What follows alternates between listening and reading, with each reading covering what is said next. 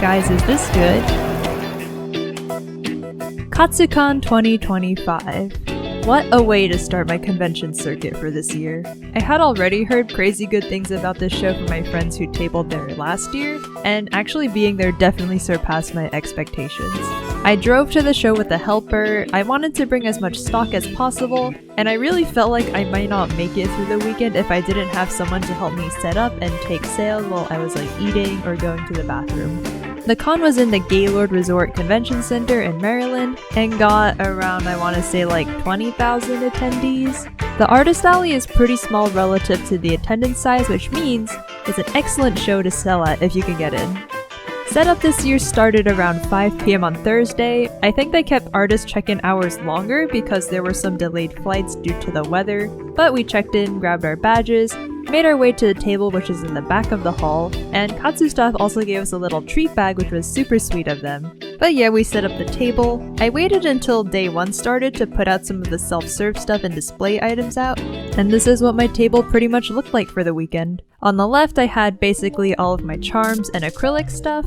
I made some new OC wood charms, and then my CD charms and my one linking charm. I also brought my Vocaloid charm series and I made a new backing graphic for them, which I think helped a lot with visibility.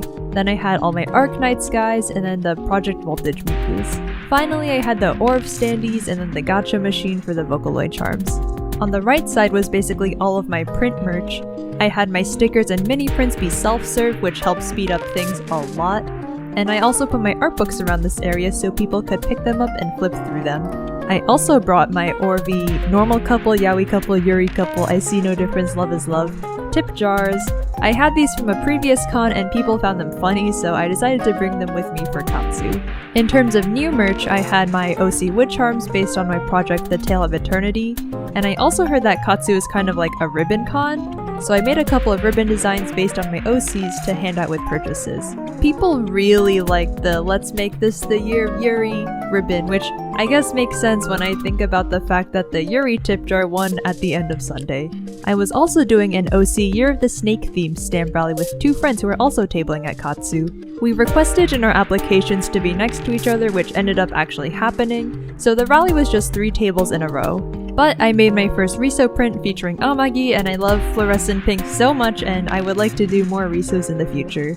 This was behind the table. I had my small prints / stickers, table supplies, packaging, prints that didn't fit in my print boxes, and then all of my charms. Under the table I put my art books, large prints, and my standees. And because we were all the way in the back of the hall, it was really spacious behind us, so we dumped everything else that we didn't need immediately just in the back. And with that, we were ready to start day 1. And everything was so awesome! I knew Katsu's sales were going to be really good, but they still blew my expectations out of the water. Sales were up, I got to see my friends who were attending, and then around dinner time, sales slowed down a bit, so I went to get up to go walk around the hall. So, one of the pipes on the ceiling burst. Luckily, my table was not in the splash zone, but there were absolutely artists whose stock got hit. The water did smell quite a bit, but we were told apparently it was gray water from the kitchen, and not actual sewage, which would have been really bad. But our row saw that the water was not stopping, and then the puddle on the floor was getting bigger. So we basically moved our stuff off the floor onto the extra chairs, and then pushed our tables as far back as we could. And then we were told to get out because it was potentially a biohazard. So that's where day 1 ended. Friday night we weren't really sure if there was going to be Artist Alley the next day. And then Saturday morning we got an update that said Artist Alley would be able to open at a later hour. And then we were allowed in around 9:30 to check for damages, and the artists who were directly affected were moved to a different spot in the hall. There was still some odor in the hall, definitely not as bad as Friday evening, but one of the artists was passing out dryer sheets to help combat the smell, which helped a lot. They also opened the garage door that was behind my row, but I think there was a different smell coming from the garage too. Also, some of the lights in the back of the hall were off. Luckily, none of my things were damaged, especially the tote bags. They didn't have any weird smell, so that was good.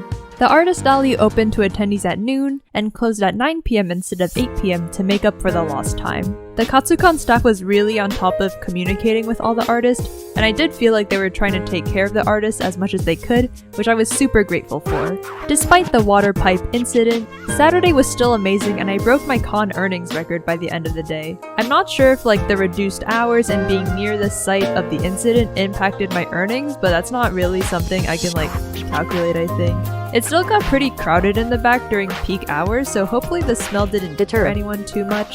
If you are tabling there, it did get kind of warm inside the artist alley, so I'd recommend wearing layers that you can put on or take off easily. We ended up getting some of the Gaylord food for dinner because it was pretty late by the time we had some free time to eat.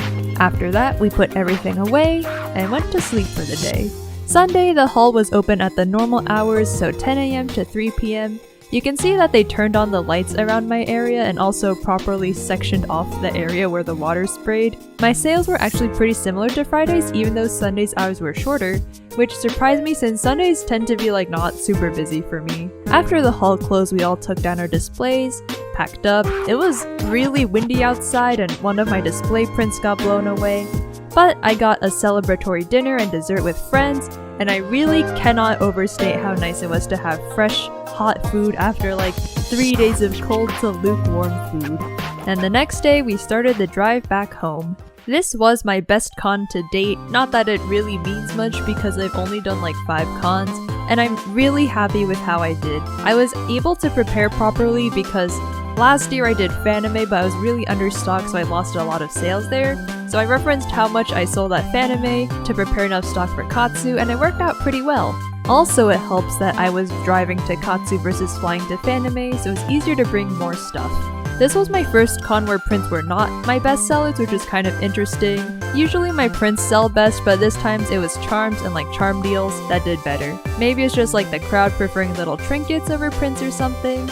My single best selling item I sold over 100 of. This was a very small item. My usual popular items sold around 15 to 20 copies each. My least popular item was Grass Miku, which I only sold 1 of.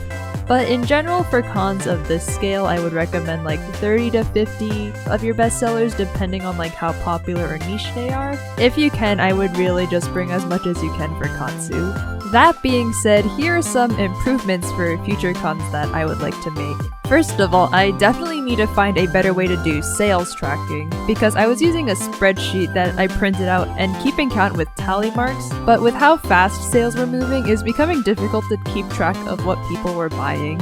I think next time I might try to do something digitally to keep track versus pen and paper. I also want to try shuffling around some of my display items, specifically the Orv standees, because my other Orv merch was on the right side and my standees were on the left side. Also figuring out how to organize the back of the table so that I can grab items easier. I mentioned this earlier, but having my sticker sheets and mini prints be self-serve, just making it so the customer can grab it makes it so much easier. But I'm still trying to figure out a good way to organize my charms. I tried some utensil holders for my charms this time and they work pretty well for just quickly grabbing what I need, but I also can't put anything on top of them, and depending on the table size, they might be kind of hard to squeeze in with my photo stand poles. I will keep experimenting with that. For prints, this time I tried having each print be in a separate folder, which worked well, until I just started taking boxes out of the suitcase and not putting them back. Ideally, I don't even know if this exists, I really would just a large file folder that I can put all my large prints in. So that's something I will have to keep thinking about. But back to the point of charms, I also want to see if there's a more efficient way to handle the gacha machine. For a crowd of Katsu size, I think the actual rolling of the machine was fine. There weren't any lines forming because of the gacha machine. But what was kind of hard was restocking the machine with charms, because we would have periods of downtime where we had to take the machine off the table to refill the balls with charms, and then refill the machine with the balls. For an even larger con, I might even just change the format of the machine to being just the image of the charm which you can redeem instead of the actual charm being in the ball. So hopefully I will have made those improvements in a future con video.